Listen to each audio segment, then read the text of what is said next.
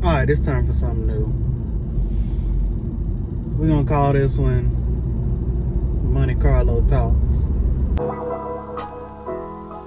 Must have been today.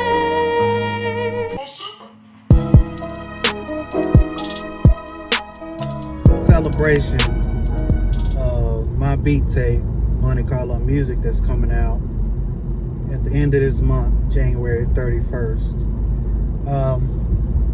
In this, what we're gonna talk about is beat tapes that influence me, to make my own. Talk about some of the greats, some unknowns. All of them will be posted in the links below when I talk about them. So the first one, by the way, you're only getting 4 episodes of this. It's only 4 Mondays in this month, so you're only getting 4 episodes. The first one I'm going to talk about is Kanye West's beat tape. I tell these exact same It's jokes. It's not well known. A lot of people haven't heard of it. It actually just surfaced in 2016, but it's from 1997. It's about 8 tracks on it. Most of them are like 1 to 2 minute snips of a beat. Only 2 of them got used in total from all 8 of those beats, which, thinking about who Kanye West is now, you'd be surprised all of them didn't get used. What's so crazy is because of I tell these exact same jokes. It's on SoundCloud. It's posted on SoundCloud right now under a page. The DJ is named, I think it's Tilly Madison, something like that. Anyway, I'm gonna post the link below. But the reason this one influenced me so much is because, who it is one of the main people that influenced me to even start making beats, Kanye West. It doesn't sound like Kanye West, honestly. It's some like hints of who he was to become later on, but it's not like, there are a few sample beats in there, but not as, like, best described as not as soulful as his future stuff.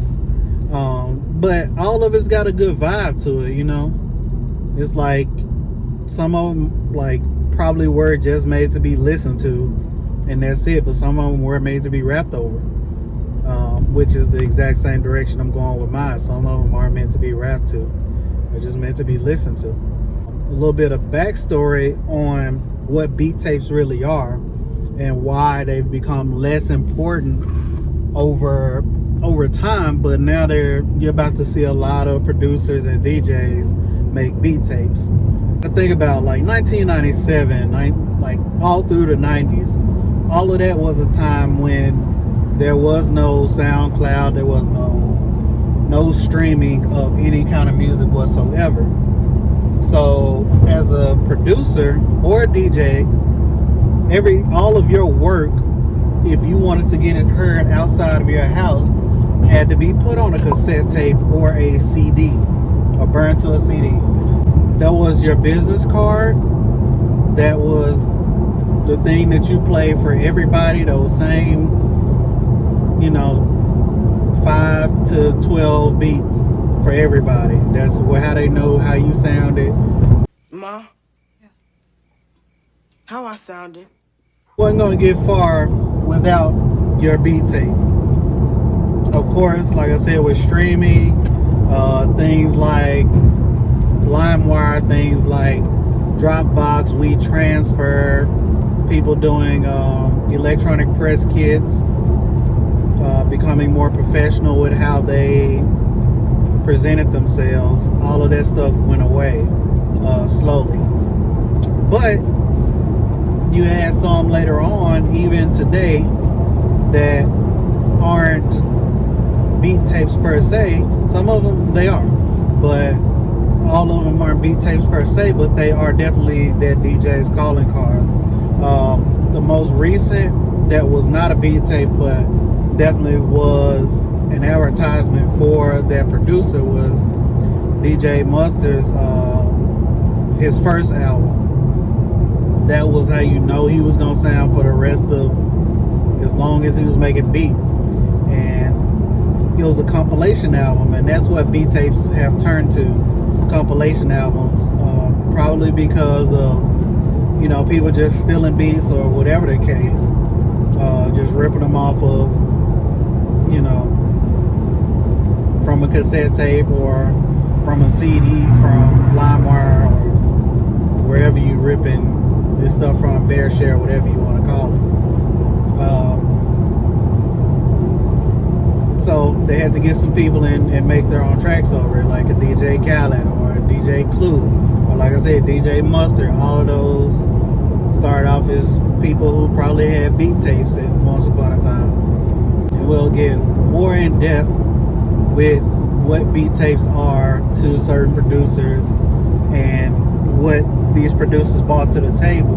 Now, the interesting thing about this Kanye West one, like I said, it didn't surface until 2016, and guarantee you Kanye had no intention of anybody hearing those beats, even though, like I said, during probably 97 through 99, that's how he was riding the whole way. Like, that was his bread and butter, that beat tape. Don't know how it surfaced, but I'm glad it did, because it's one that I definitely enjoy. And the words of Forrest Gump, that's all I got to say about that. Let me know what y'all think. Y'all take a listen to it. Go in the comments. Tell me how y'all feel about it. Does it still slap to this day? Is it just a bunch of whack beats? What is it to you? Holla at me. Oh yeah, one last thing. Go check out my brother Edgewood Ralphie. He just put out a new album, Internet Fame. And trust me when I say that motherfucker slap. It slap.